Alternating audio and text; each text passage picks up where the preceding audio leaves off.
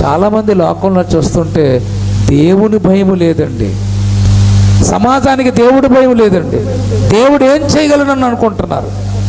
ఎందుకురా నాయన ఈ పొరంబొక పనులు, ఈ తప్పుడు పనులు, దేవుడున్నాడు చూస్తాడంటే దేవుడు ఎక్కడున్నాడు, ఆయన నన్ను ఏం చేయగలడు అంటున్నారు జనాలు. ఇప్పుడు దేవుడు ఏం చేయగలడా అంటే వాళ్ళ దృష్టిలో దేవుడి శక్తి కదా.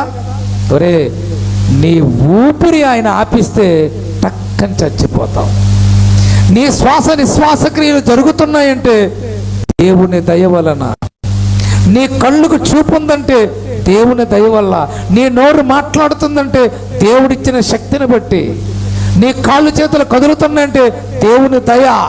నువ్వు పని చేసుకుంటున్నావంటే దేవుని దయ. నువ్వు ఆరోగ్యంగా ఉన్నావంటే దేవుని దయ. నువ్వు ఆహారం తింటున్నావంటే దేవుని దయ. నీ బ్రతుకు, నీ జీవితం అంతా దేవుని దయాదాక్షణ్యం వల్ల బ్రతుకుతున్నావు. కానీ వాడు ఏమంటాడు, దేవుడు ఏం చేస్తాడంటే, దేవుడు ఏం పీక్కగలడని అంటున్నారు కొందరు మూర్ఖులు ఉన్నారు. అంటే సమాజానికి ఏ భయం లేదో దేవుడంటే భయం లేదండి.